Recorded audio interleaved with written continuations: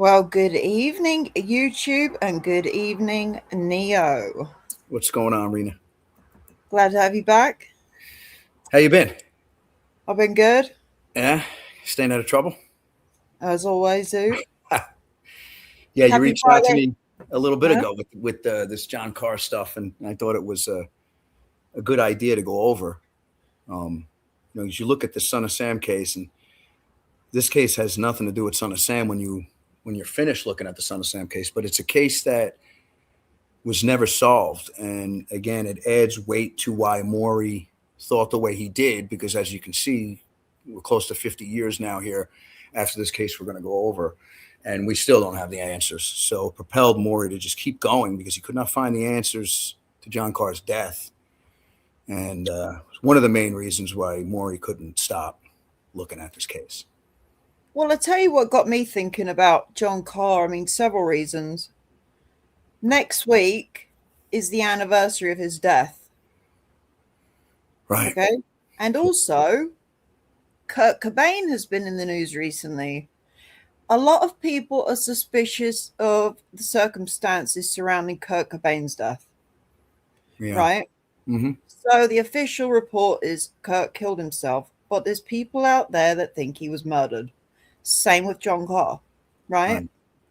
And also another similarity is things like they couldn't get fingerprints off Kurt's gun, they couldn't get fingerprints off John Carr's gun.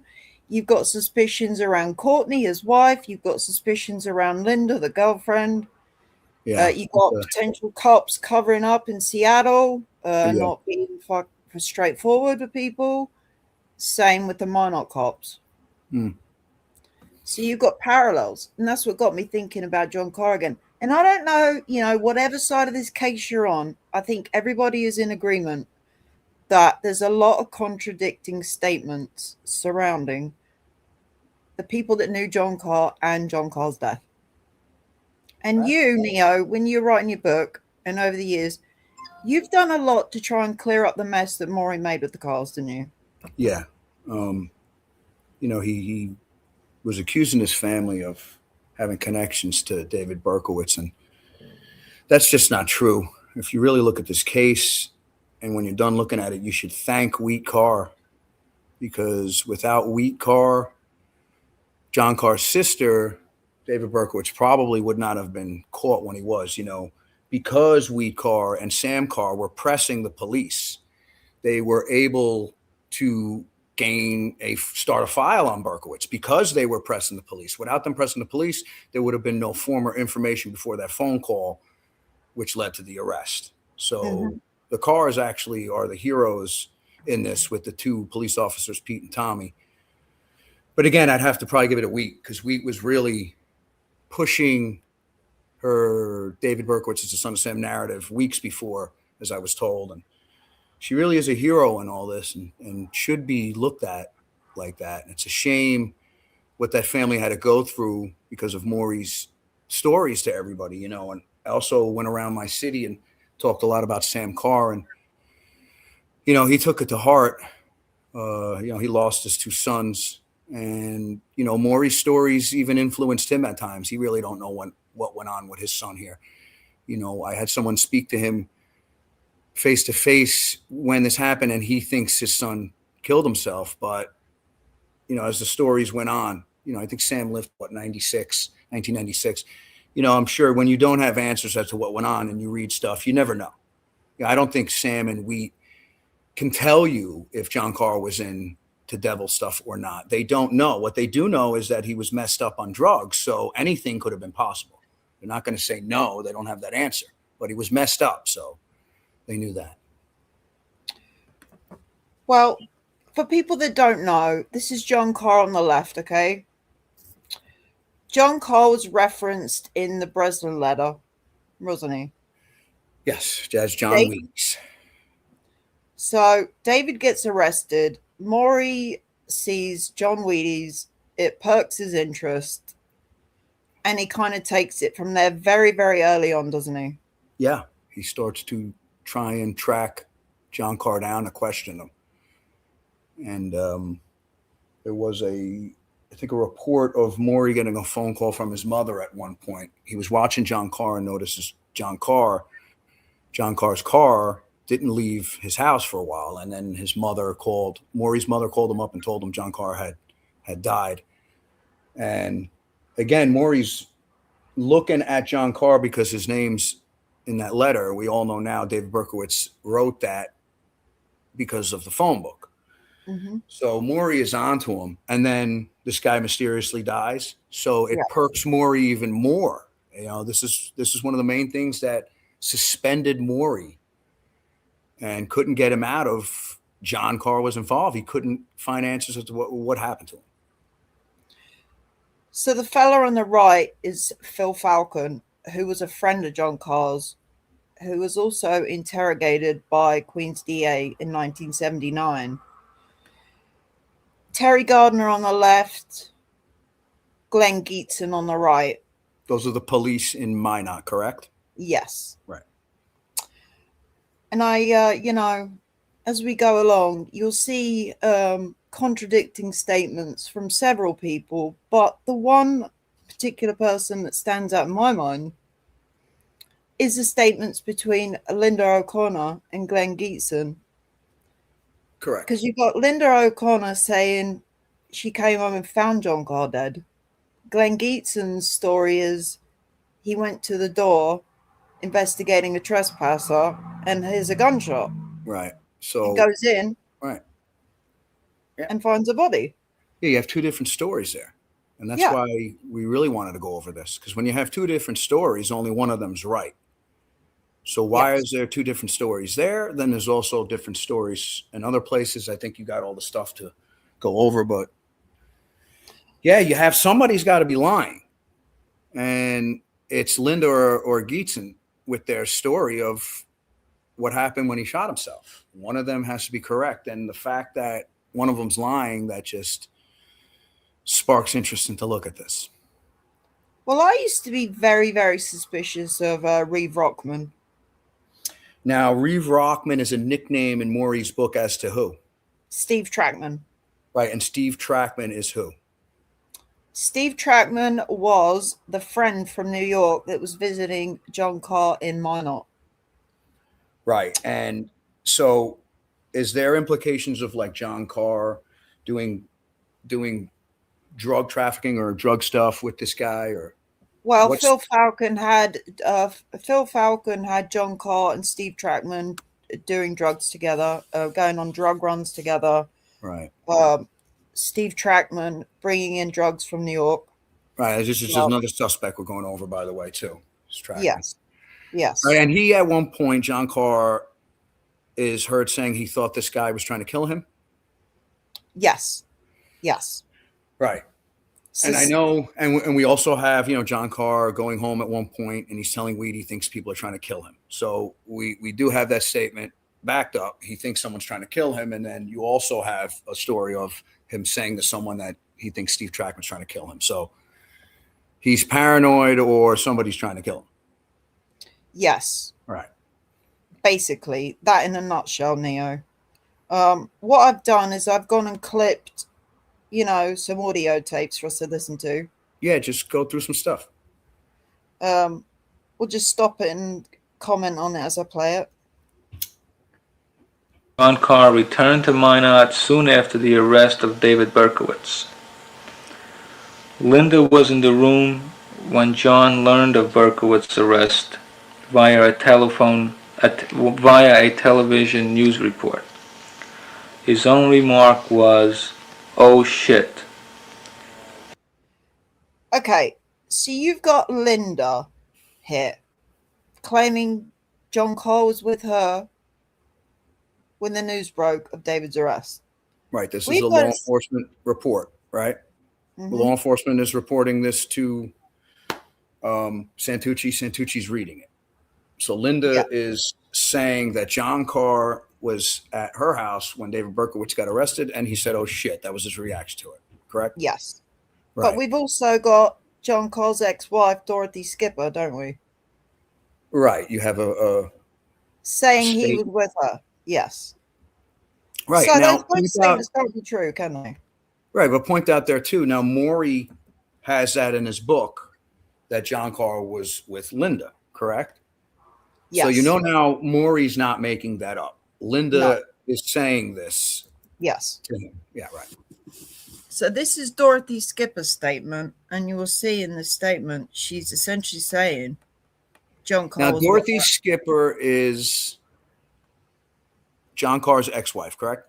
Yes. Right. She had gotten remarried, changed her name, and John Carr was visiting his daughter at the time of the arrest, and he was with his ex-wife, Dorothy Skipper, in Texas. Mm-hmm. And this is what her statement is. From Tom McCarthy to Assistant District Attorney Herb Lifer, Lieutenant John Mahoney, Assistant District Attorney Armiente, et al. Subject, Son of Sam case. And bear with me, guys, because this is very faded in places.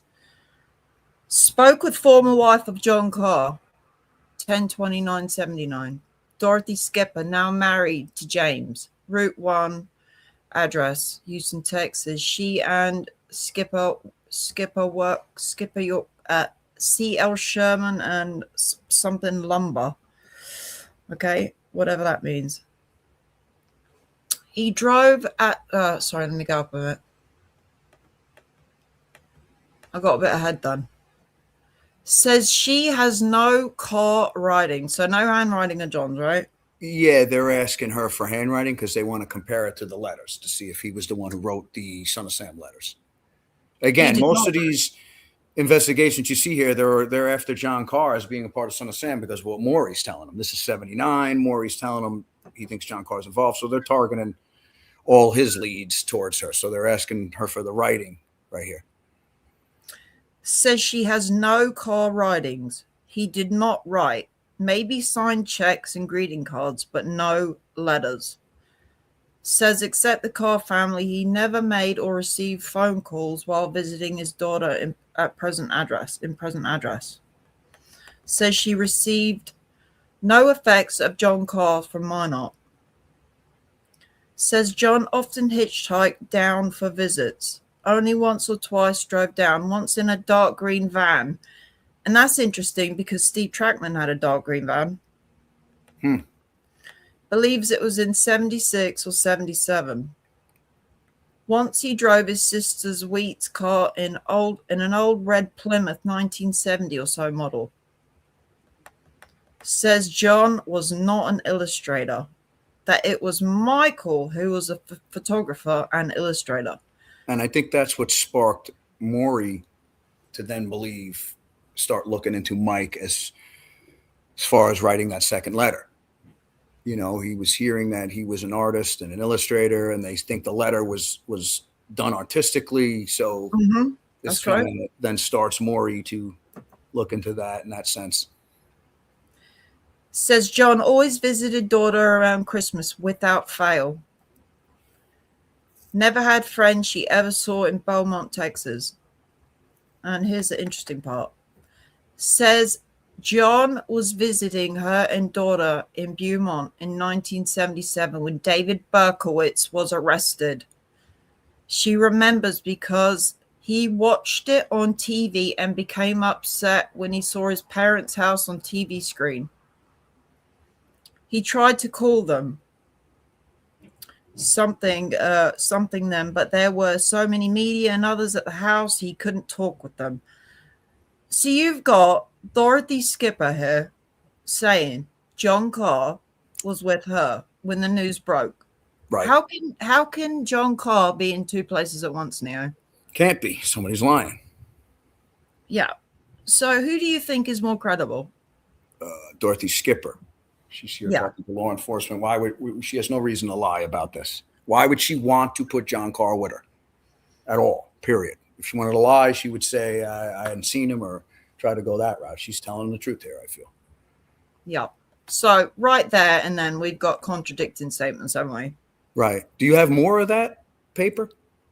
Yeah. You want to help me read it?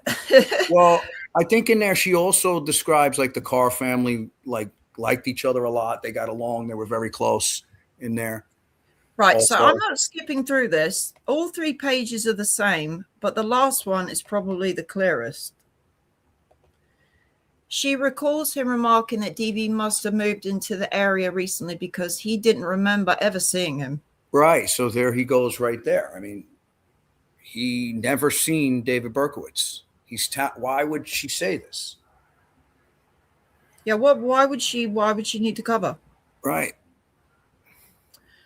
She says he never discussed case, DB, the occult, or something when he visited her.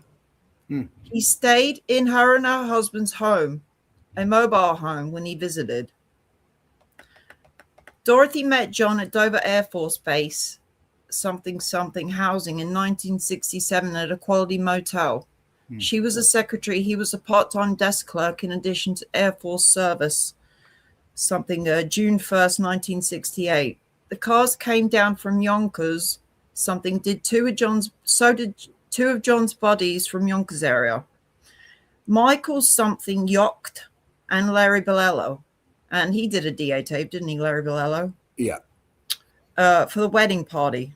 The newlyweds moved about a year later, 1969 to whatever date, Texas, where they bought a home in the Morris Minor. Does that sound familiar? Morris Minor is a car over here, by the way, and lived there together for 2 years until John was shipped overseas. Home was on something drive, perhaps number 324. When he got back from overseas, she was aware he got into drugs in Thailand. They broke up. Right. She never lived with him in Minot. So the Army again, right? The Army, that's where he got into drugs? Yeah. The Air Force? Yeah. Right. So that was his gateway into drugs. Right? Like a lot of Army vets, right?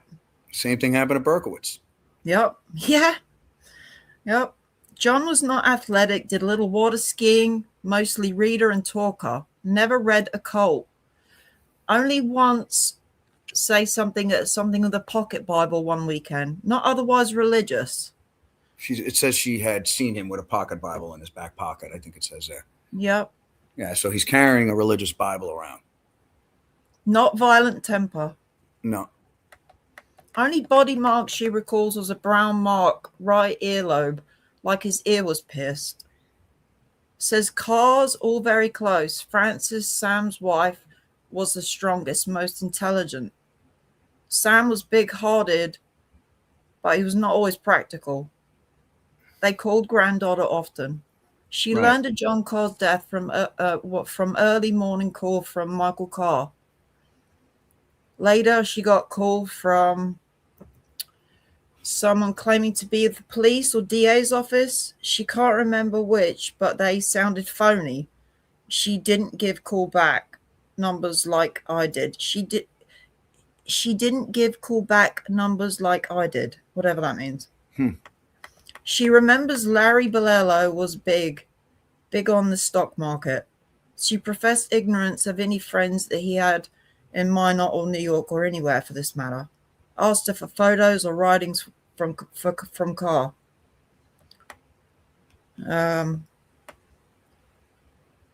She recalls he did place one phone call, non-collect, home in Beaumont, 5795 something. Then before she moved some years ago, present address, for $3 for it. She recalls no scar or on hand or finger. Because in some of those DA tapes, they seem to be pressing people about scars on his hand for some reason. Well, that's how you can identify people when they die. You know, they have scars on their body, and people can identify them from that. And I think I think it was Linda or somebody wanted to identify him. They wouldn't let her after the death because she said she could tell by the scar on his hand, and she was complaining they wouldn't let her identify him. So what I can make out, she recalls no scar or on any hand or finger. While he did have an accident with finger or door slamming on his hand or something, breaking collarbone. Yeah, I can't make the rest of that out. But you get the gist. I don't think there's anything else in there. It was mostly, I want to point out he was carrying a religious Bible, and also that she says the cars are very close. A lot of people think that Sam was beating his kids up and that the family was evil and all this other stuff, and that was not true. They were very close, and she would have further description. I'm sure she would have said they weren't getting beat because they weren't. There was no child abuse of any sort, according to anybody I spoken to. Sam was well respected in the city. The look on this family has been wrong the whole time, and it's again, it's part of doing this, to be able to get it right and not have people live that way. They were, like I said, they caught this guy. This family was in the middle of the Son of Sam and caught him for you. You should be looking at this family differently now. Patrick says a lot of the times 12-step programs give you a pocket Bible to help you on your path to sobriety. Yeah, well, that would make a lot of sense. Yep. Right, that is true. No satanic Bibles. So you see two different things there, right? You have Linda saying that he was there and he said, oh shit. And you have his ex-wife where he was. Why was Linda lying? I don't know, but credit Maury there. Maury didn't make it up. He obviously got it from Linda, what he put in there. Yep. All right, let's carry on. Not elaborate, nor does she ask about it. Approximately 1 week later, Linda said to John that she was glad they caught the jerk. John Carr's remark was a blank stare. Her impression was that he felt she should not feel that way, and that John sympathized with Berkowitz. What do you think about that statement, That's Neo? speculation. Yeah. Right. That's pure speculation. Yeah. I don't know, speculation, how he felt. Yeah. His family was getting tortured and bothered. They almost died. And there was a lot of commotion going on in his house over this. And I don't know what you want him to feel, but speculating that like that, I don't know. But we know those two statements can't be true, right? John Carr couldn't have physically been in Texas when the news of David's arrest broke. And he couldn't have been in Minot. Why did she say that? Why did Linda say that? Did Linda say that? Yeah. Yeah. Did she even say yes, that's what the law enforcement's saying. So why did she say that when he wasn't there? Crazy, dude. During a conversation between her and Carr, John Carr said that someone was out to kill him. He continued speaking incoherently for a few minutes and then mentioned the name Stephen Trackman. She does not know if Stephen Trackman was the person who wanted to kill Carr, since that was the only name heard by her after a few minutes of incoherent speech by Carr. So this Steve Trackman character, we've got many witnesses in Minot seeing Steve Trackman. Right. And I believe he is the friend from New York that Maury was trying to say was David Berkowitz. I think you're right. Mm-hmm.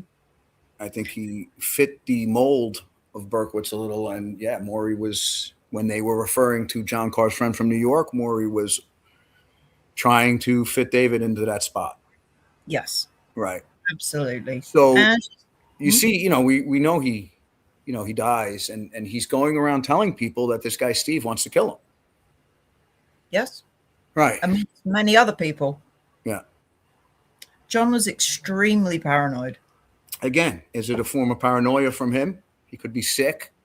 He was seeing doctors and stuff. And we did say he was kind of paranoid, and his actions that you see are kind of paranoid. Was he paranoid thinking this, or was this guy trying to kill him? And for what reason, we don't know. Linda does not recall when this conversation took place. John Carr never mentioned the name of Stephen Trackman again, nor did she ever meet him. Linda stated that the reasons why she feels that John Carr did not commit suicide was that the authorities, specifically Lieutenant Terry Gardner of the Ward County Sheriff Department in Minot, North Dakota, refused to have her identify the body of John Carr. Linda claims that she could have identified the body, notwithstanding its condition. When John Carr did return to Minot on February 15, 1978, he set up a checking account and a savings account in Minot's First National Bank. He also set up a post office box in Minot, Box 902 in the Minot post office, and paid for a period of 6 months. Now, why would John Carr go through all that trouble of setting up a bank account and all this? And paid for it for 6 months, it says right there. Yeah, so that's intentionally knowing I'm going to pay 6 months in advance. Right. This is one of the points that we made. Why would he do this? It doesn't sound like someone that was going to shoot himself later. And as you see, Linda doesn't think that John killed himself because the police are not cooperating with her. You know, No. so she's saying there that she doesn't think John Carr shot himself because she wanted to identify the body and the police wouldn't let her. That's what she's saying. So she is saying like something is going on that she doesn't feel that John killed himself. You know, so she's again questioning like the law enforcement, what they're doing in a sense. He also arranged VA paperwork so that he would be able to return to school. Linda O'Connor was shown a photograph of the person whom we believe to be Trackman, but was unable to identify him. Hey, pause right there. And again, Linda's saying she doesn't think John committed suicide. If she had anything to do with this, why would she be saying that? She wouldn't want them to look into it if she had something to do with it, Linda. So that statement, too, holds a little weight to it. You know, why would she want them to look at the case to try and find suspects if she had something to do with his death? Well, it's like I said to you the other day, is it to throw them off the scent? I don't think so, but yeah. Why does Linda's scenario doesn't match up? You know, if she had something to do with it, or Craig, why wouldn't they want to just stick with the suicide thing that they were doing and went anyway and just shut up? Why would they say they don't think that John killed himself? You know, that's a statement. I don't think that both of them make it too, I think. So I don't think they would say that. They would, because why would they want the police to look into it?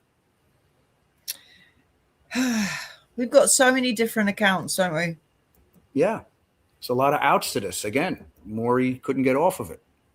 And when this audio's done, I'll, read statements from Geetson and Gardner, like, go talk to you about them. Linda O'Connor did describe the clothing that John Carr was wearing at the night that he was killed as the same clothing that she saw him wearing when she left him. I've got in a minute when I've got an article saying that they were away for a few days, Linda and Craig, and came home and found John's body. So you've got a scenario of a cop turning up, hearing the gunshots of Linda in the house. You get to that after with the cop statement, right? Yeah, it's crazy how many different accounts there are. Well, it's hers and his. One of them is not telling the truth, right? Yeah, she's going to get into here what happened, correct? Yes. Yeah. She was asked what color socks he was wearing, and her reply was white socks. He only wore white socks, which is consistent with the photograph of John Carr at the scene. Linda O'Connor does not know anyone else that John Carr may have seen or known in Texas outside of his wife, his daughter, and his wife's new husband. No friends. Linda O'Connor agreed to an interview only in the presence of an independent third person whom she brought This is interesting. and identified as L, a person with whom she's living with and planning to marry. L has also attempted suicide on one prior occasion. Now, that stood out to me, dude. I know. So, and mind you, the love triangle that's supposedly painted here between Linda's husband, Craig, and John Carr. Supposedly, John Carr has a relationship with Linda while she's married to Craig. Remember, that's going on too. So now she has another boyfriend here who she brought along because she was getting interrogated, and he also tried to commit suicide, it's saying. yes. Right. Yes. So she's got two boyfriends in less than a few years, both attempting suicide. Right. So she was married to Craig. She gets with John. She refuses to divorce Craig, and apparently this upsets John. It sounds like there's a little bit of a love triangle going on here. Well, you know, when he went home that December, I think he was upset. He had gotten to an argument with her, or I don't even know, but they were maybe not talking, because then Linda calls the Carr house that December, and then he goes back to Minot. Yep. And, you know, this stuff happens. Again, the love triangle, the Craig like their relationship. Was Craig in favor? Is okay with it? I don't know. Was there really a relationship? Were they just friends? You can't really get an answer. I just want to say to the chat, you know, what are your theories on this? Who do you think, you know, what are your thoughts? Let us know. Yeah, there's a lot of angles. You got Craig, right? You got Linda. You got Geetson, right? You got the cult did it. You got his suicide. Trackman. You got an accident. I mean, there's just so many outs with this. Trackman. And you had Maury having Steve Trackman as the head of the cult at one point. Right. And Steve again, Trackman as he goes into look, he goes looking into these people. They're bad. Very bad. Sort of like what was going on with Murphy and Cordella. When you start to look into some cases and you wind up finding some bad people, and you can't kind of get away from them, and they're bad because you're looking at stuff, and you end up going, you know, down a whole nother road of investigation like this is, you know. Patrick Thomas said, I don't think there is enough verified data to make a theory. And that's another thing. It's very, very difficult to get police reports from Minot. Many people have tried. Yeah, a few people have foiled over there, and there's nothing. There's nothing to see. I think the best bet would be the Air Force Base, because I think that was one of the replies to somebody that was foiling out in Minot, was to try and get a hold of the Air Force Base because it was on their property. And that's another thing. Like, this went on. How come the military police didn't go there first? It's weird. How come Geetson showed up? I don't know. Maybe that's how they handle it. I don't know, but I'm just guessing. It's like I said to you the other day, like, who made the call for the trespasser on the base? Right. I need someone inside. You know, who did someone call Geetson there? Did they call the military police? They called the police outside? It's not clear. Yeah, it's not clear. Someone with inside knowledge made that call, in my opinion. Well, we don't know. Whether it was Linda or Craig, maybe they wanted John out of there. Well, she says her whole account, right?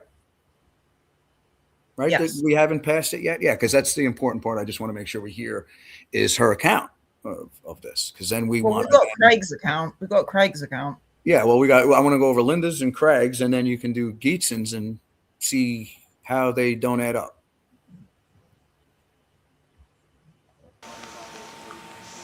As a result of a dispute with his wife, where he shot himself in the stomach with a .22 caliber rifle That's crazy. and survived.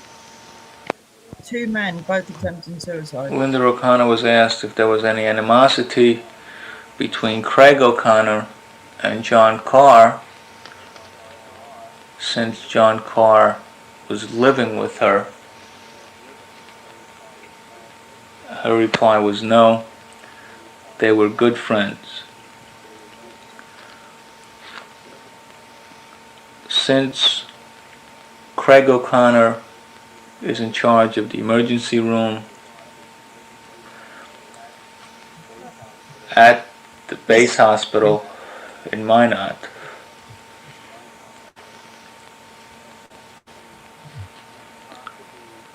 and possibly taking drugs therefrom and selling them, Linda was asked if John Carr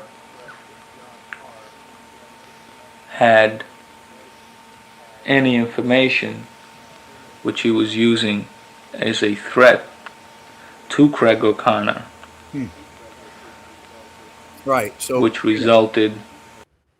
What he's saying now is her husband Craig was working at a hospital, and he was able to get drugs, and I guess maybe that's how John Carr was getting them. So he's asking her here, because John has this information of him stealing drugs, would Craig be upset?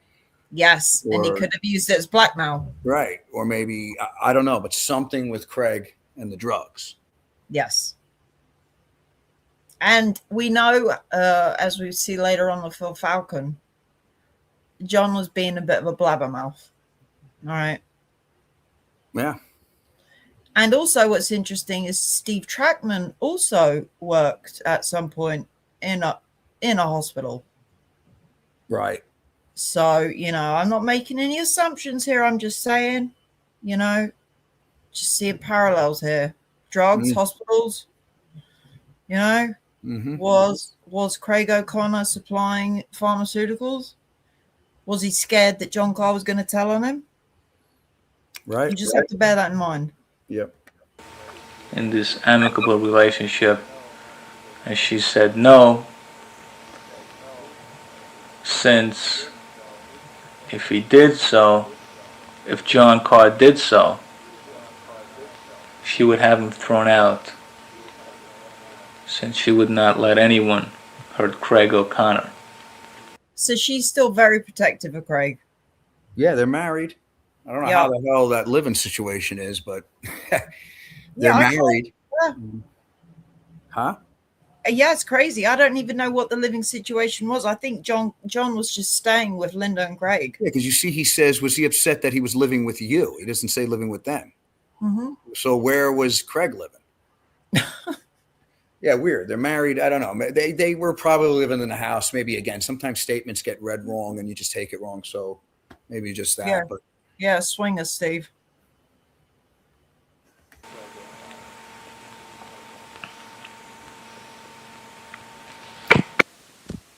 Subject: interview with Craig O'Connor, October 24th, 1979. Craig O'Connor is presently living at 525 6th Street Northeast, Minot, North Dakota. well, there you go. All right, that's a different He idea. is stationed at the Minot Air Force Base and is in charge of the emergency room at the base hospital.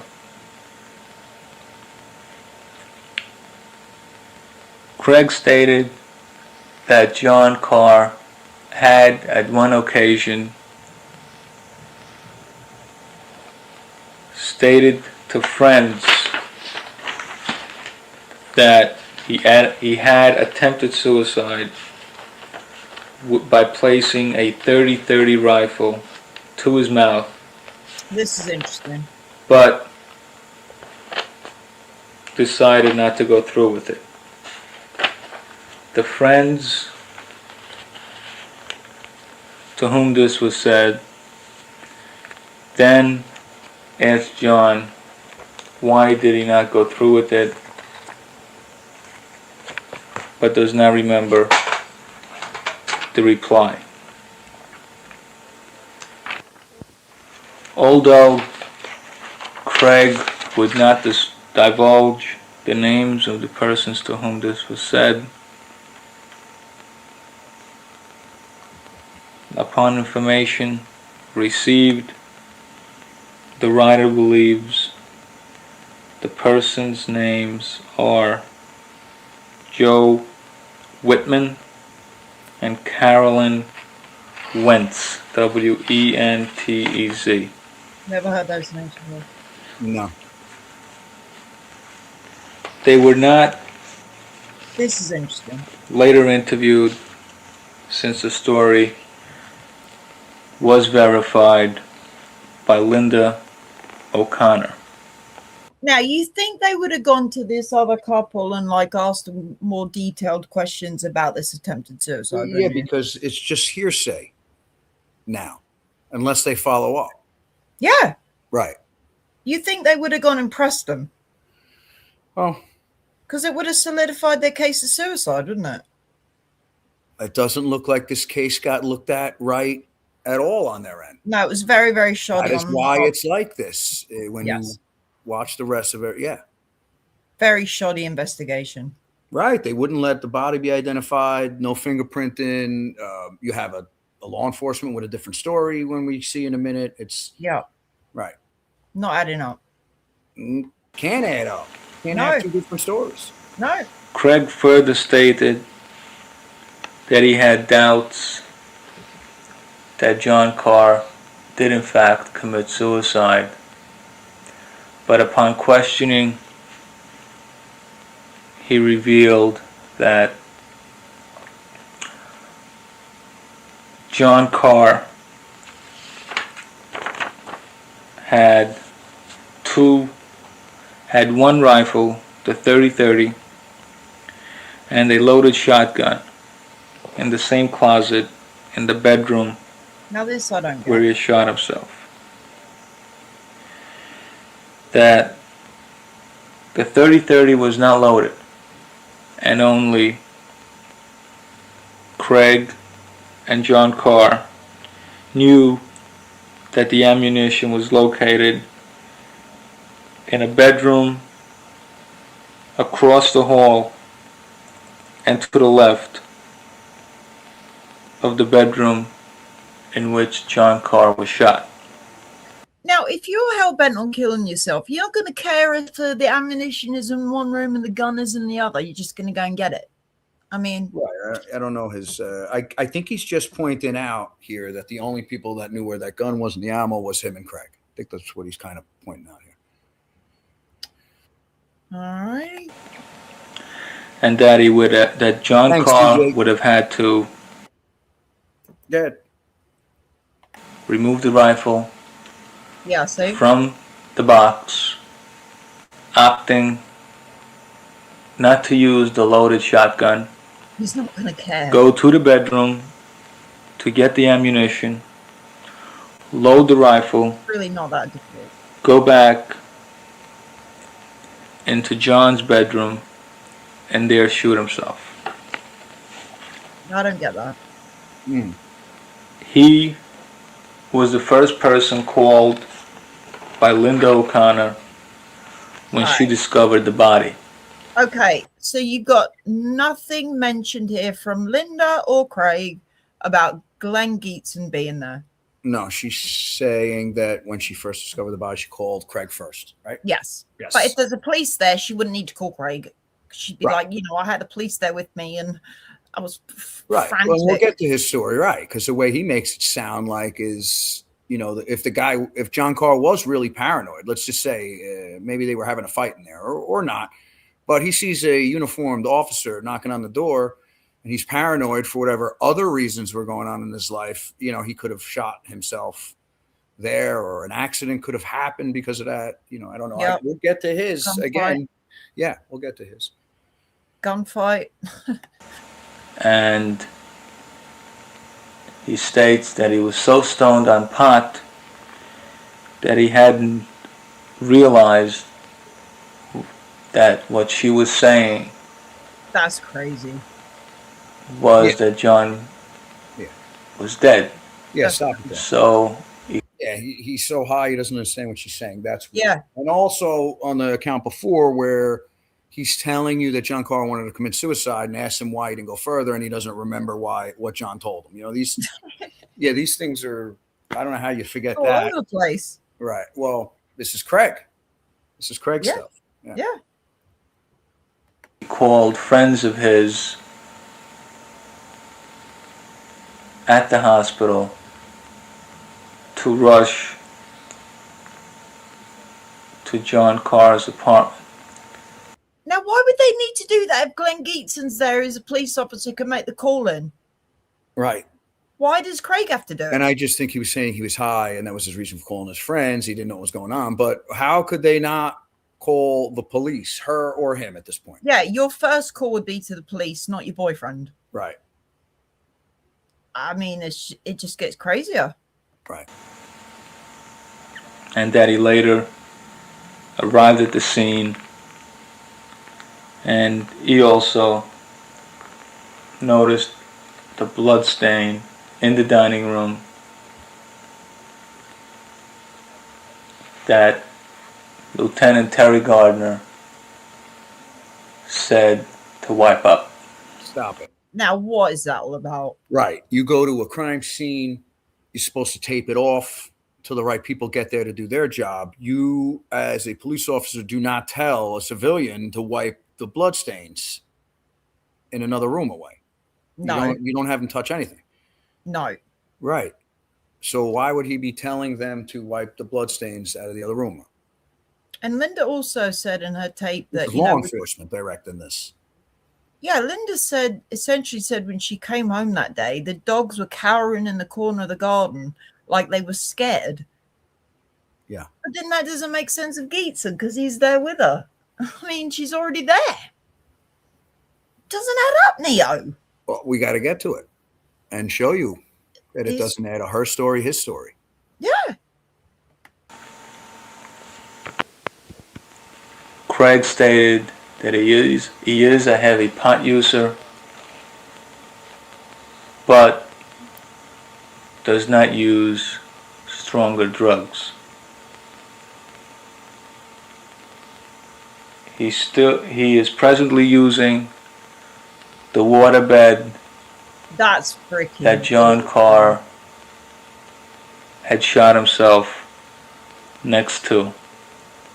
That is insane. I wouldn't want to be nowhere near that bed, would you? I mean, if you're going to move, I hear you, but. Yo, that's crazy. I wouldn't want to be near that friggin' waterbed. At the base apartment where he was living, where John Carr was living with Linda O'Connor. He stated that he knew John Carr very well. They were very close. That he would watch out over him when he was taking heavy dosages of drugs.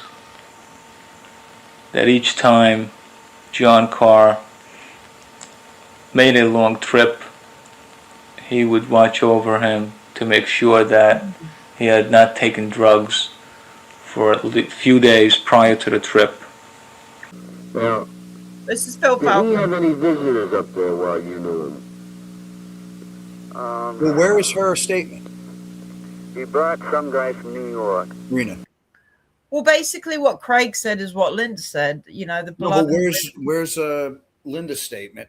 You know, she came home and the money she found in the wallet and all that. And Yeah. No, I don't think I clipped that part, but you don't have her statement? no. So she basically, her statement is she She had left earlier, correct, that day. Yeah. She walked out the door, realized that she needed some money, went back in, went into his wallet, John Carr's, and got some money. He was still there. Okay. So she leaves and locks the door. She says when she leaves, the door is locked and there was no way you could get in unless, he opened it. So then she says she came home later and found him dead, correct? And Yes.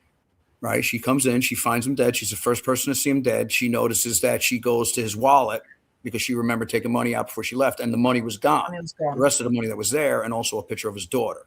Yeah. And that's her account. And like she The just blood said, when she walked in and found John Carr's body, she calls Craig. Yes. Right. So that's her story. About. That's her story. There's no police there. There's no one. She's the first one to see him. She's the first one to make phone calls out about this. That's her story. Basically, Geetson is not mentioned anywhere in Craig. So what is Geetson now? Geetson then goes on to Sons of Sam documentary. And what does he say? What does Geetson say happened what is his story? So, Glenn Geetson, and I quote, "I'm a retired law enforcement officer from North Dakota.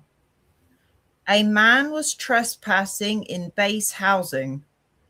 I went to the house and, as I approached, I introduced myself as Glenn Geetson from the sheriff's office." To who? He doesn't say. Bam, he goes. The shot went off inside and I went in right away. His girlfriend was there and she took me to the bedroom. He was slumped over. The gun was slid away. Blood was on the ceiling. There was skull fragments and brain matter against the wall. He was then identified as John Carr from New York. That's his statement?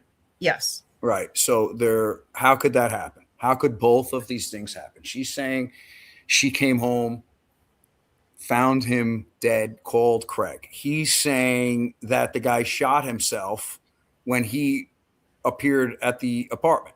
How is that? One of them is not telling the truth.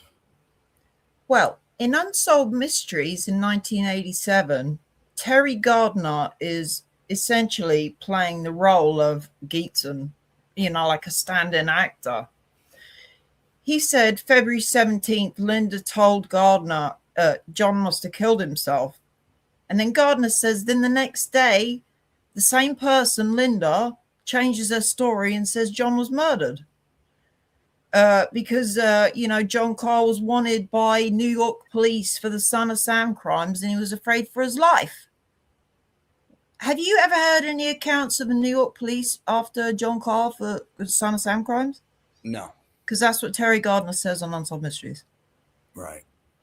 So Terry Gardner's and Geetson's statements basically line up. Right. But Linda or Geetson, one of them is not telling the truth. Yes. Why? You have to ask why. There's reason for lying, correct? Yes. So that's the main thing to take from their two accounts. One of them is not telling the truth. No. Right. And he's complaining that Linda changed her story. Well, he's law enforcement. And again, she's saying they wouldn't let her identify the body. So she's changing stories after speaking to law enforcement because they're not kind of cooperating with her with things. So she's kind of thinking something fishy's going on. Plus stories are out on all this stuff Maury was putting out and people were hearing a lot of different things. And again, you know how that all gets into people's head with thinking things. Oh, Maury had a field day with all this, I'll tell you. Well, it was open. We can't solve it now. You can't solve it then. And when you have something like this, you can do anything you want in a sense. And then when you're getting all these branches of evil off of John Carr, all these connections to this and that, it was a field day for him in a sense. But again, was Maury lying? No, he believed that something happened here and it really suspended him.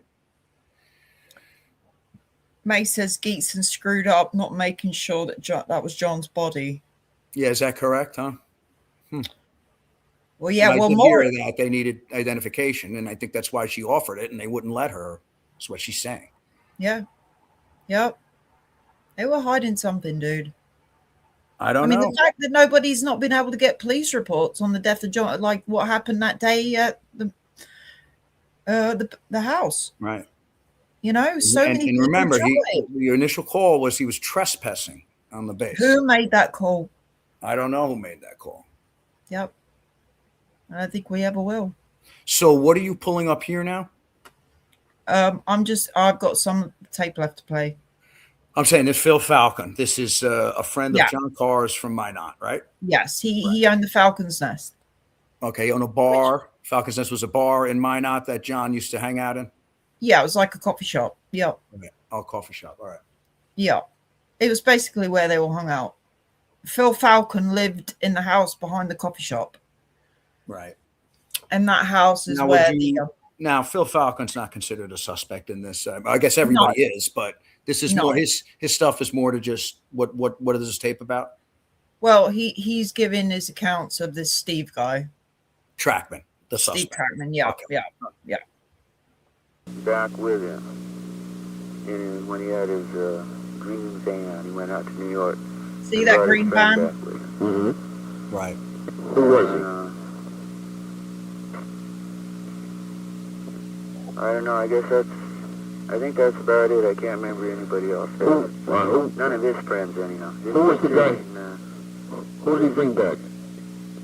I don't know. I think his name was Steve. Yeah. He was like a really straight dude, you know? Mm-hmm. I mean, like really straight, wore suits and ties sort of thing. Like a clerk in a post office or something like that. Now, did it seem as though Steve and John were friendly? Did it seem to me? Yeah. Yeah. I tell you, both those guys talked in some really weird terms, you know. What do you Aside mean? from their New York accents and aside from mumbling to each other, and aside from the childish idioms that they might have kept from, you know, days that they had shared together. I don't think they talked to each other. I think they more talked at each other. John did some really weird shit, man. What? Like he went and got himself arrested on an OD on LSD. Mm-hmm. And while he was there, he went and told the cops every dope deal he'd ever made with anybody and everybody. Mm-hmm. And when word of that got out to his friends and companions, yours truly included, I just didn't have a lot of time for him anymore. Yeah, it sounds like John Carr was just going around blabbing about every Right. drug deal he'd ever see- done. Yeah, he was ratting right there. Yeah, They caught word that what he was talking to law enforcement about all the drug dealers he dealt with. yeah, people were getting pissed. Right. So again, go back to the Craig getting the drugs out of the hospital. Yep, Right. You even Steve got Trackman. Trackman works at the hospital, could be getting drugs out of there. yep. Drug runs to Minnesota. Right. You got a lot of drugs being consumed. You've got a lot of paranoia from John Carr. Right. You've got But John Carr blabbing. this statement kind of clears what we were saying. You know, people are after me. People want to kill me. You know, here goes maybe a reasonable reason why, because he was caught talking to law enforcement about people's business. Yes, that Right. could have been reason why for the visit. Yep. Right. You know? I mean, okay, so the guy's having problems with his head, you know, but when it starts involving you on a level you don't want to get involved in, you just hang it up, you know. On, I don't know, in fucking Latin or whatever it was, they had a book out in front of them, you know, throwing out some bullshit there. Right. I couldn't even understand the language. Could have been Greek. Did they say anything in English? No, this Steve guy, fucking, when I told him he could take his shit and get, you know, he told me he was going to put a spell on me, that he had some of my hair. Uh-huh. And, I just fucking laughed at the dude, you know, because I'm an Indian, and I told him, you know, your fucking white man hocus pocus shit just don't work on Indians. No more than my Indian things work on you. So I just forget it, and then we left. Do you know, did John Carr ever talk about that again? No. So basically, what I gather, you know, I used to think Steve Trackman was top of the suspect list, but the more I've learned, I mean, John Carr was extremely paranoid. There's a statement, you know, Steve was trying to kill him. I think he thought everybody was out to kill him. Well, you're hearing here that people were mad because he was ratting on police, and then you know, you kind of think John's around him for drugs. So yeah, this guy could have wanted to kill him, and he knew that because he knew he ratted on him. Yeah. Yeah. A lot of drugs being consumed, dude. And I think Steve Trackman, well, Phil Falcon said in his interview, he never saw John Carr do any of this ritualistic stuff. And I didn't want to play that, you know, what he says about the ritual because it's so graphic. You know, I didn't want to play that. Right. Now, what exactly, without getting too dramatic, what was it? So you had Phil Falcon saying John Carr, Steve Trackman, Barry DeSanko, and Donnie Boone were sacrificing the cat in Phil Falcon's kitchen behind the coffee shop. Right. But you got Barry DeSanko telling the DA he wasn't there. But you got Phil Falcon saying Barry DeSanko was there, but Barry was upset because he was like a white witch, like a herb doctor, and they were like sacrificing a cat. But, you know, I just don't think they want to admit that maybe they were all participating in this cat ritual. Right.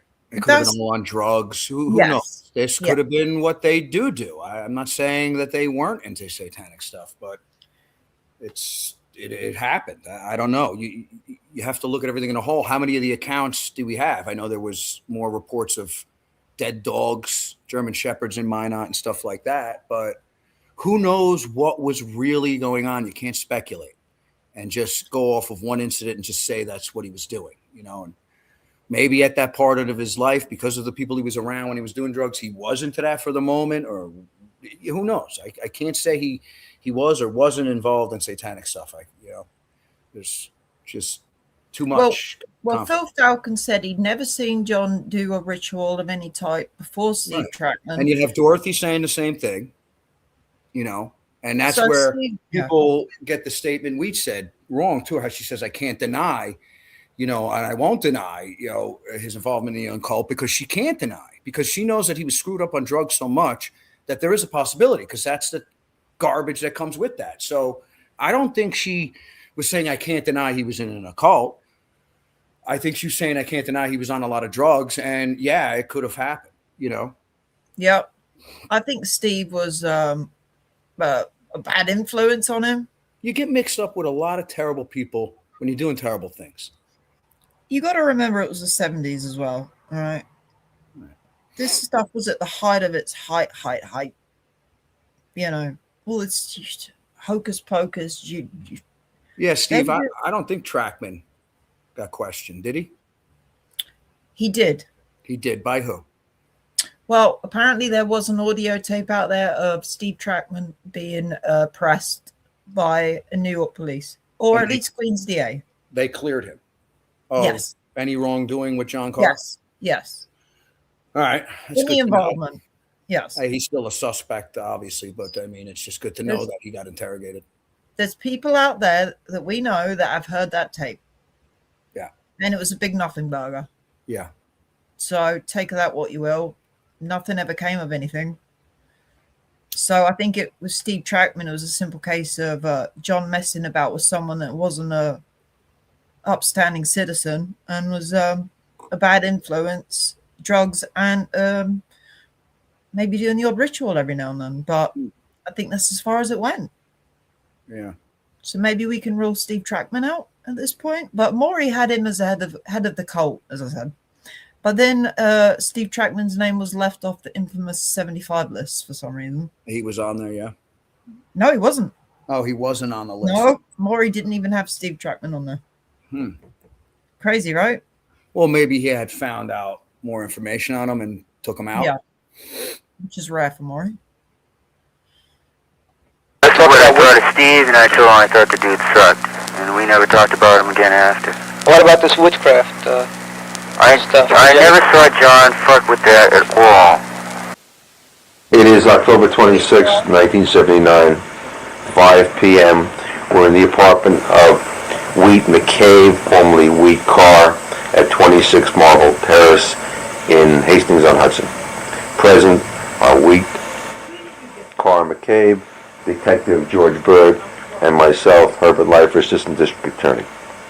Okay? Okay. At the time that John committed suicide, he had come home in January. This is 1978. When he arrived home, he told my mother and I, and this is within an hour after he got there, we were sitting down, that he came home because he was scared. He said that he had been approached again about selling drugs on campus, and he just didn't want any part of it. And he believed that these people were very serious. He didn't know exactly who they were, but he was very concerned about it. He stayed home, and that time when he was home, that 3 weeks, I don't think he went out of the house unless he went out with either myself, my brother, my parents. So he's very, very paranoid at this point, isn't he? Yeah, but see, he's mentioning to her, too, that there was something going on with drugs. Yes. And that he was paranoid that he was going to get in trouble. And then you have the other guy saying that he was being a snitch. So it's like he wanted to leave Minot to take the heat off of himself. Yeah, something. I don't think he was paranoid. So you see, I think something was going on. He messed up. He got involved in some stuff he shouldn't have gotten involved in. And he's scared because of that. What you have to also take into account is, you got Tom Turkey saying he was taking copious amounts of crystal meth to stay awake because he was afraid somebody was going to come and kill him in his sleep. Right. But those drugs were making his paranoia worse. Yeah. So he couldn't win. Crazy dude, crazy. At all. I really don't believe he went out at all alone. He was afraid to drive. He was afraid whoever it was had followed him here.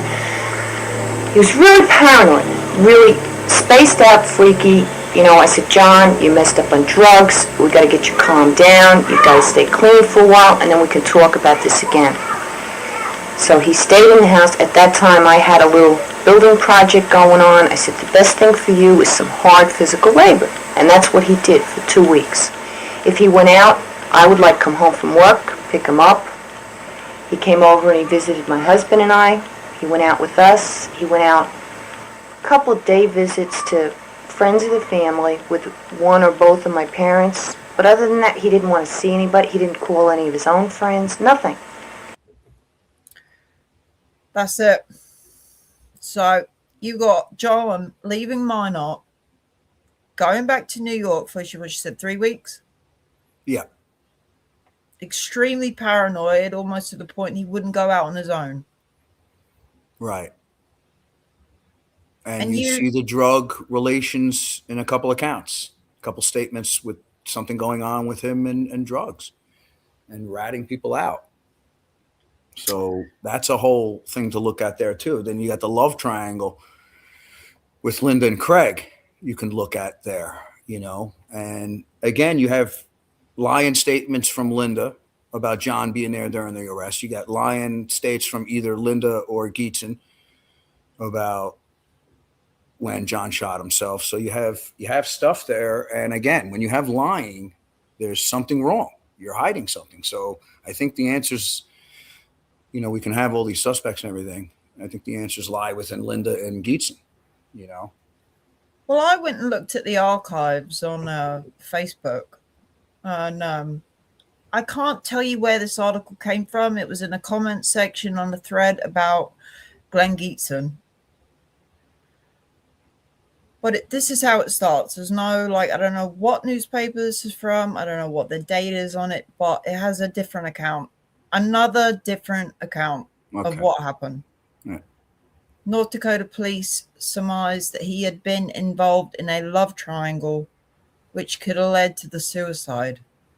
Divorced for several years and the father of a small daughter, police said he was in love with a married woman who would not divorce her husband. Police believe Carr gave up hope of the romance and returned to Yonkers on January 31st. So that must be what we was talking about, right? That's when he returned to Yonkers, yes, and Weed says he stopped at the house, yep. Having received a telephone call at his parents' home from the woman, he returned to Minot on February 14th. Late on the night of February 15th, Carr is believed to have killed himself. So we've got him, as it say, 16 or 15. So while his friends Mr. and Mrs. Craig O'Connor were away. So you've got a different account here, haven't you? Right. Well, they weren't there. So I don't know. They're not saying like they were on vacation. They said they were away, not there. Remember, she says she walked in. Again, her account, you can go with the cult got him, or Trackman got him, or Craig got him, because she walks in and he's dead. That leaves room for somebody else to do it. The way Geetson says it is he shot himself while he was there. And of course, if he was there, I think Geetson was. So you see how these two stories, you got to know which one's true to go past that at the least. You know, you start there because one of them is lying to know what you can and cannot accept as suspects, you know? Well, they've got him killing himself while no one's in the house. Well, that's what Linda has. Geetson has her inside when he shoots himself. Again, they could have been fighting. He could have shot himself. Again, he could have committed suicide. I'm not saying that's wrong, but there's a lot of outs that go with the suicide, you know? Well, this article here has got them nobody being in the house and him killing himself alone. Right. And that goes with Linda's account, correct? So Geetson's account is not correct. But she never said she went away. She just said she left and came back. Yeah, well, like I said, that's just the paper. It's very vague, isn't it? It's very, very vague. His body was found the next day. Unemployed at the time, he recently completed a semester at Minot State College. He previously worked as an electronic mechanic. He served with the Air Force for a year in Indonesia and Thailand, police said. According to Geetson, there is no connection between Carr's death and the Son of Sam killings. Well, that's not what he said in Josh Siemens' documentary. Right. Again, when you look at these two, they were going along with Maury's stuff a lot. They were backing Maury up, giving him incidents that were going on in Minot to match up Maury's stuff. You know, why were they doing that in a sense? I don't know. In a letter sent to newspaper columnist Jimmy Breslin, Berkowitz had written, John Wheaties, rapist and suffocator of young girls. There is nothing in John Wheat Carr's life, police said, to show that the two men ever met. Right. Even they try to, I'm sure. Okay, you got them looking into this, and they couldn't connect John to Berkowitz. Here's another interesting police report I found. Dated only a few days after John died. Right. Okay. And this is from Chief Salvatore Diario. Okay, where is he from? Westchester County. Okay. RE Son of Sam investigation. So you got to remember, this is only a few days after John died, Neo. All right? The Queen's DA hasn't reopened their investigation yet. Okay. If the date on this is right. All right? In the conversation with the undersigned, Detective Geetson, on February 22nd, 1978, the following facts were deleted from the previous memo. Detective Geetson, while speaking to investigator Zajac via telephone communication, stated that Linda O'Connor had made a statement that during John C. Carr's trips in and out of North Dakota, he had made statements to her that he knew the police were looking for him in connection with David Berkowitz, the .44 caliber killer, and he, Carr, was extremely paranoid. Right. So you ever think like maybe what Maury was doing to him maybe got him paranoid too? He could have been getting phone calls to speak to him. He doesn't know who it is. He could have maybe just felt or seen Maury. I don't know. But do you ever think that maybe what Maury was doing looking into this? Yeah. Gave him a little bit of paranoia. Who knows what was going on really? I mean, here he is saying that they're after me over the Son of Sam connections, and he's only hearing that through Maury's work. Maury's the only one piecing that together at this time. Him. There was accomplice talks with the paper and everything, but Maury was, as you see, most of Maury's investigation was on John Carr, not even David Berkowitz. Detective Geetson then stated to Linda R. O'Connor, "You knew that he was being looked for by the police and yet you still harbored him. Do you realize that that is a crime?" She stated, "I had no knowledge that he was a criminal, so I was not bound by that law." Right. And I think this statement sucks too, because this, John just killed himself. Why is he saying this to her? And again, what was she? Was he a criminal? I mean, he wasn't supposed to be on the base, but if this guy's having problems, her taking him in, trying to help him isn't a bad excuse. So he just killed himself. Why is he saying this to her? You're harboring a criminal when a kid obviously had problems and, she was maybe helping him. It's just not a statement, I think, that he should be saying to her. Up to and until the time he left North Dakota for New York on January 31st, 1978, he stated that the cops were hot on his trail and he had to leave for a while. Yak, that mean cops in freaking Minot, because he was out there blabbing. Right. For a while, but he couldn't contact her, Linda R. O'Connor. Again, why did he rat? What did they catch him for that made him rat? And that's what makes him like, if he was ratting, he was in contact with him, so they knew about him. So now it would, make him paranoid. They know about him. And he obviously gave up names because he got in trouble or caught with something, I'm sure. Well, it says these facts were deleted from the previous memo due to the fact that the undersigned did not have the exact wording because of misplaced paper with the information on it. What is that? What is that? You're right. How do you get that wrong? I don't know.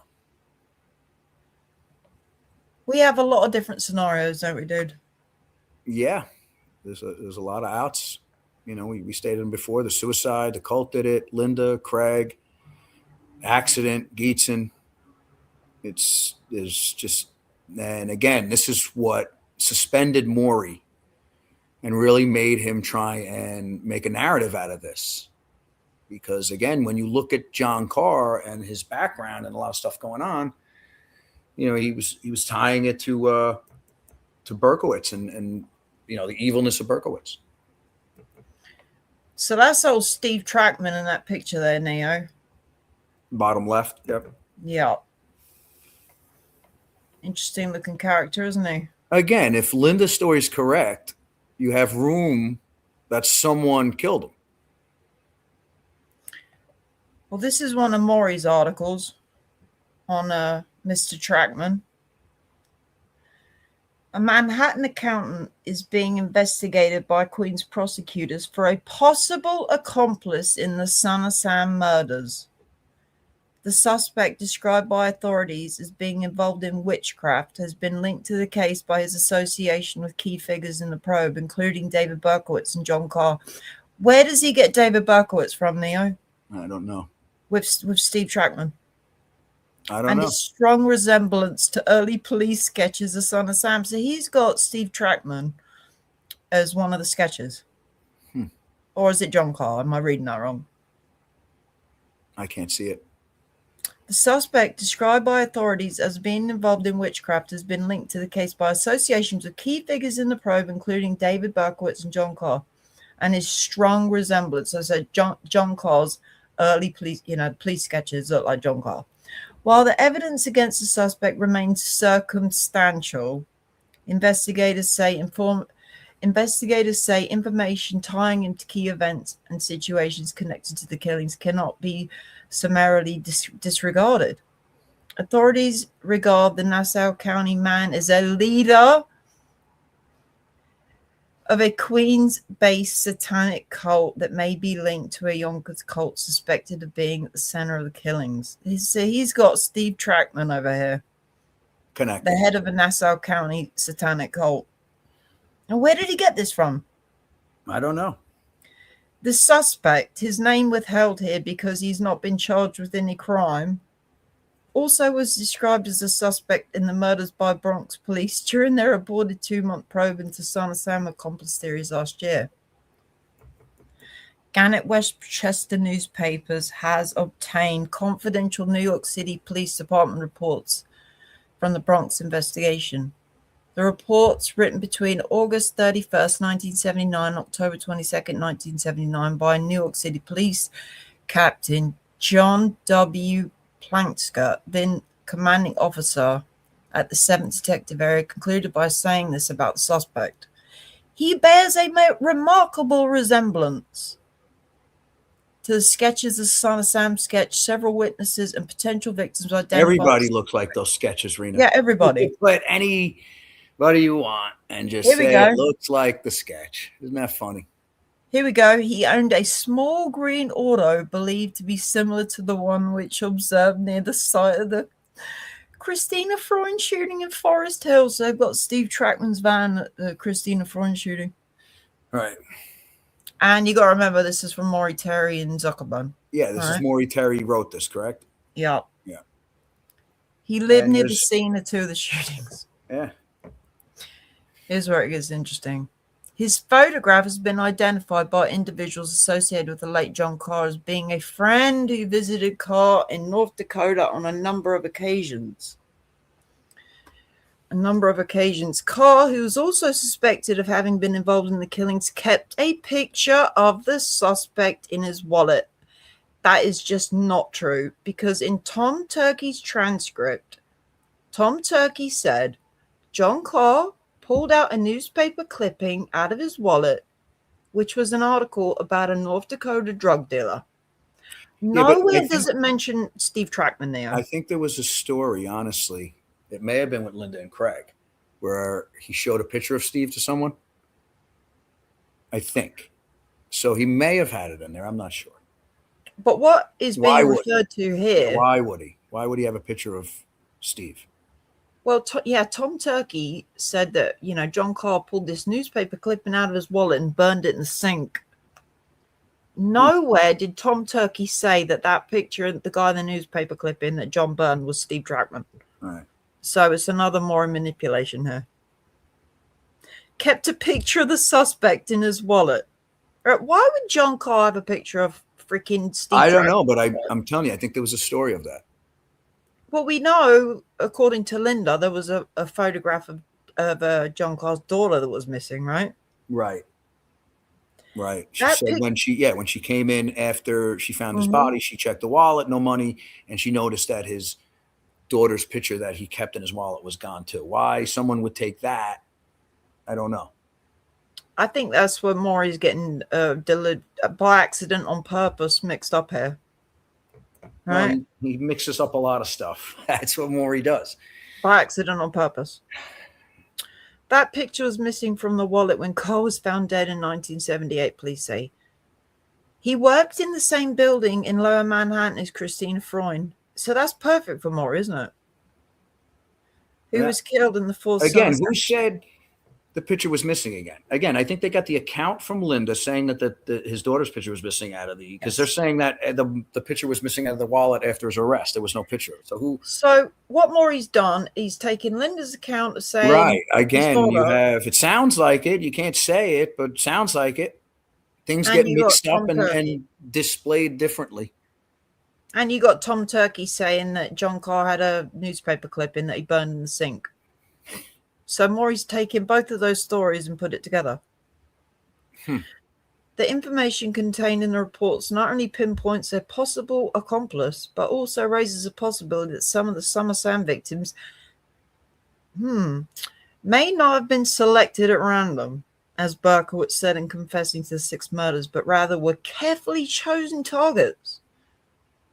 In addition to the accountant possibly being acquainted with at least one of the victims, Freund, and living near the scene of 2 shootings.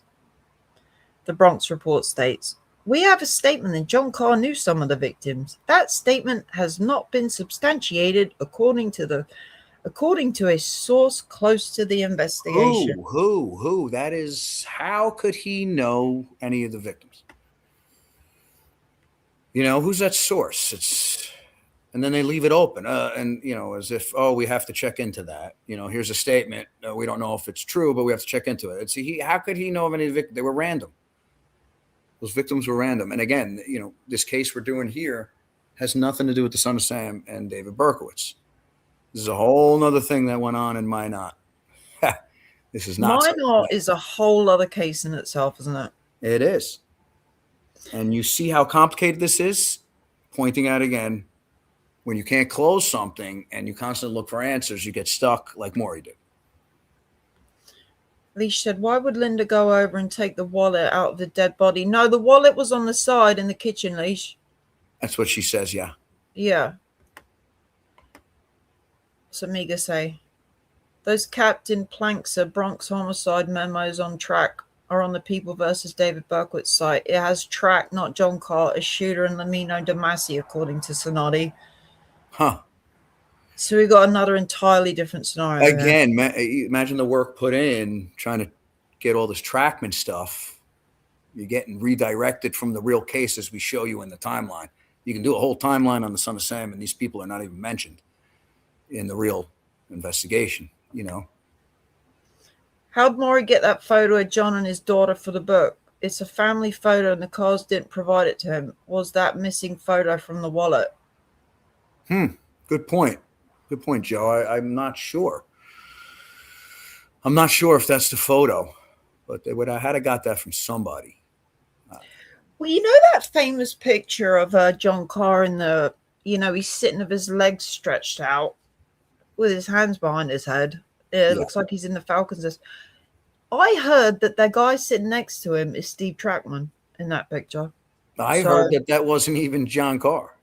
Again, you don't know where these pictures came from, if it's him or it's another thing. You got all these pictures and yet you fail to remember you don't have an up-to-date picture of him at 31 or 30 when all this stuff was going on. You don't even know when those pictures were taken, to be able to, they started matching them up with the sketches. That's what I'm pointing out. And the only pictures you have, how do you know how old he was in those? Or was it an up-to-date photo? So again, you're comparing maybe old pictures of John Carr from maybe 10 years earlier to the sketches at times. And, you can't do that without knowing where those pictures came from, if it's definitely him and when they were taken. Well, I think at this point, like I said, I used to be very suspicious of Steve Trackman. I thought he was the key to all this. You should be, because if Linda is telling the truth, you should be. Because you're seeing here him saying Steve wanted to kill him. You're seeing Steve tied in with him with drugs. You're seeing him rat on drug dealers. You're seeing him tell Weed he's scared because he's getting mixed up with drugs and he thinks someone's trying to kill him. You see him telling the people around him that someone's trying to kill him. So you should be suspect of Steve, because if Linda is telling the truth, Steve could have definitely went and did that. Colt could have definitely went and did that, according to some people. That's why this is an open door to play your games. And it sucks because somebody died. And, we would really love to really come to a closure on a lot of stuff like this, but I don't think it's possible. And again, this wrapped up Maury, all of this. Look how many angles you can go and look into. And then you get stuck looking into these suspects, such as Trackman. And then you're getting into a whole nother thing, what he was doing. And you're like, whoa. And you really get stuck sometimes with these characters going down the wrong way. And as you can see, David Berkowitz ain't nowhere near this. And you're trying to do the Son of Sam, but yet you're here we are on a whole entirely different case. Yes. And I think, Maury tried to, use Steve Trackman as the friend from New York when we have multiple people saying Steve was the guy with the New York accent that was visiting John on many occasions. Right. And that wasn't David. Right. Yep. Steve had a New York accent. And even Phil Falcon said they were so close it seemed like John and Steve had known each other for a long time. Hmm. And that's why I said to you the other day, I mean, have you ever seen him in the John Carr's yearbook? No, I don't think Trackman went to his school. Oh, Steve just said that. Look. I've only ever seen John's high school yearbook photo and the one we always see. Yeah, there's not many pictures of John, is there? Right. And who knows how old he is in them. You know, you take that one picture where he's got his hair flipped to the side, he could have been 20. You know, you don't know. I'm not saying he was, but you don't know. And there were no updated photos to even be matching him to sketches at that age. I don't think so. I didn't see any. Amiga said you should do a show on the Plankska memos of Track. Yeah, I was going through them earlier, Amiga, and they're really interesting. Yeah, maybe Eric can help them. you out with that, right? Eric's interested in this guy, Steve Trackman. Yes. I try to stay on David Berkowitz. That's why you don't see me around on a lot of these shows. But, you know, John Carr is part of the Son of Sam, whether you like it or not. And yeah, Maury made it that way. Yeah. Yep. If Maury hadn't come along, I don't think any of us probably know John Carr is, would we? Right. And when you really look at this and you look at his letters in the apartment, he has Goncalo more involved in the satanic cult than John Carr at all. And yet Maury or nobody really put any blame at all on Goncalo. You know, it just goes to show you he putting weight into John Carr just because of the letter and the name. But when you look at all this stuff and the satanic cult that David Berkowitz was talking about, I mean, you weren't even looking into the right people. In a sense, there was way more attention that should have been paid to on Goncalo and Cassera and Sam Carr if you wanted to look into his cult. But, you know, unfortunately, that one thing in the letter made the weight on John Carr get all this. And then, as you see, there's a lot of stuff going on with John Carr. So when Maury couldn't close him out, and then he mysteriously dies, it leaves an open door for Maury just to get, again, the word suspended with John Carr being involved with the Son of Sam. Steve says, has Joachim as a grand chingon. Yeah. You know, and it's nuts because 18 Wicker is the first house that pisses him off when he goes to Yonkers because of the dog there. So it's Goncalo that he's really after there. And most people just see the Carr family and David Berkowitz. Nobody knows the real side story that went on in Yonkers. You know, you can read my book and see it, but it's funny how Goncalo played a part in this, and he doesn't even know. You know, I gave him my book. They didn't even know. A lot of these people didn't know the part they played. Because remember, a lot of this information that's in my book was not released. So even the people involved don't even know what they did. I went and seen Stephen Cassera. He doesn't understand his part, his role in this. A lot of people didn't. Because remember, the information wasn't there for everybody to put it together. Now you have all the information there and you can see everything in time, how everything went down. Amiga says Lucan, Veronica Lucan, unreliable, has Trackman and David Berkowitz together at a diner 2 days before the arrest. It's in Planks' memo. Conspiracy Archives. What about the princess in the attic? Neo, what about the princess in the attic? Oh, I don't know. Ask me more detail with that. What do you mean by the princess in the attic? Max says the daughter was in the photo. It was recent. Good observation, Max. She was born, I think, 73. So, yeah, I guess the photo had to be. Now, how old? Do you know how old she looked in there? Was she around? She couldn't have been more. I know she was 5, 78. Yeah, she'd probably be in a mid-50s. So, yeah, she had to be. Okay. So it was within the 5 years. He's at least narrowing down that you have a photo of John Carr from 73 to 77. 78, that photo was taken. Like I said at the beginning, dude, you did a lot of work behind the scenes trying to clear up the mess Maury made with the cars and. Oh, okay. So she's talking about the letter to the Nettos, where Joachim was living.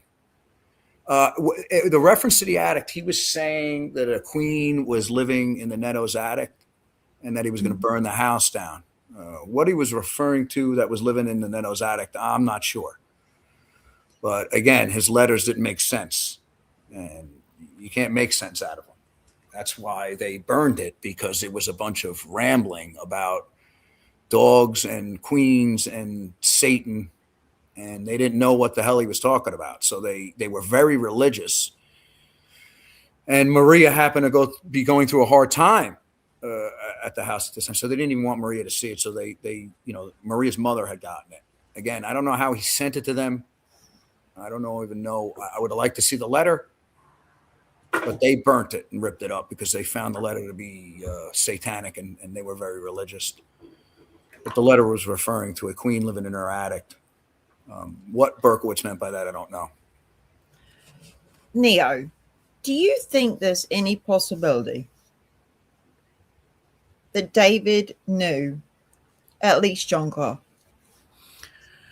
I personally do not think that John Carr knew David Berkowitz, but I cannot leave that slither of a opening that they came across each other. I don't think so. Again, you see him stating, the ex-wife saying that he'd never seen the guy before.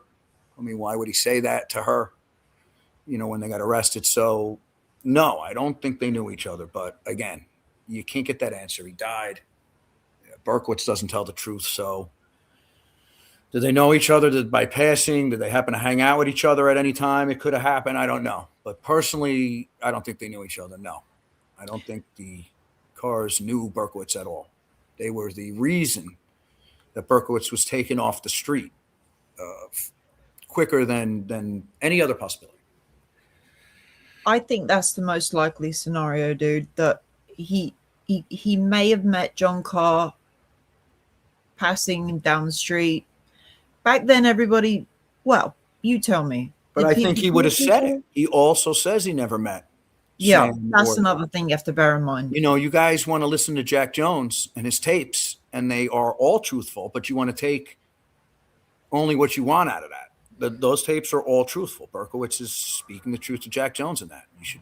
And in the Gilroy deposition, he says he didn't know them. Right. He got who they were out of the phone book. I clearly show you that with Goncalo, the guy I'm telling you about. Okay, he was only after this guy Goncalo because he was the only one listed to 18 Wicker. At 18 Wicker was a dog that was bothering him. So he thought the dog belonged to Joaquin because of the phone book listing. And I show you that because his name is misspelled in the phone book. And that's how he spells Joaquin in his letters, showing you that that's where he got the name. Also in Jack Jones, they asked him, how did you get Craig's name? And he says the phone book. And if you look in my book, we, has an email there that she wrote in 2021. And if you go back to her audio recording to 1979, she says the same exact thing. Exact. So, the phone book is where Berkowitz got John Wheat Carr. And that's why John Wheaties is in the letter. No mention of Michael. No mention of Michael ever. Not until Maury, starts this narrative and he gets added in later on with all this process stuff because of Scientology. And it's just the whole, again, another mess. But, Berkowitz does not have Michael anywhere in any of his letters or talks about anything of Michael because Michael's not in the phone book. Yeah. Right. I don't even think he knows who Wheat is. Remember, we got him asking for Mickey. He's spying on a family. The family's calling her Mickey. I don't even think he knows who Wheat is until after the arrest and he's reading the paper and stuff because he's looking for her as Mickey. Again, I think that the women, there was a woman that Berkowitz said that he shot at but didn't kill and watched crawl away. And I think that's Wheat. Because Wheat gives a story of getting shot at and how she had to crawl on the ground and wipe the dirt off her. So her wiping the dirt off her clearly shows she was crawling on the ground. He's saying he's seen a woman crawl around on the ground. Now, she got shot at while Berkowitz was doing this rampage to these families. Who else was shooting at her? So you never found out who shot her, right? And he was looking for Mickey, wasn't he? Stuff at the time. It had to be him. He's the one trying to kill them. But I personally don't think he knew who Wheat was when he shot at her at that time. I don't know exactly the time when he did, But I don't even think he knew it was weed he was shooting at, because he doesn't know of a weed, because wheat's not in the phone book. Remember, it's John Wheat Carr, so he only knows of a Mickey. So you see, that's why I think that woman that was shot in Yonkers that he didn't kill was wheat. Again, was during the time he's doing this. Who else was shooting at her? It had to be him. And you know what I showed the other day, the post I showed, he was waiting to kill Sam Carr, and Sam Carr never showed up, so he shot the dog instead. Yes. So he wanted to kill one of them. And I think that's what he says at the time, too. I personally think he went to shoot the dog, but I think at the time of the arrest when he gave that report, he was already, I think, locked up at that time when he gave that report to Abrahamson. So, again, he's still blaming everybody around him for why he did this. You got to understand that. He even wanted to sue Sam Carr while he was in prison because he felt what they were doing affected him into why he did what he did. He was blaming them. So, yeah, I think his hatred towards them while he was in prison was there. But I do think he went to shoot that dog in that morning. That was his total, because these dogs were really bothering him.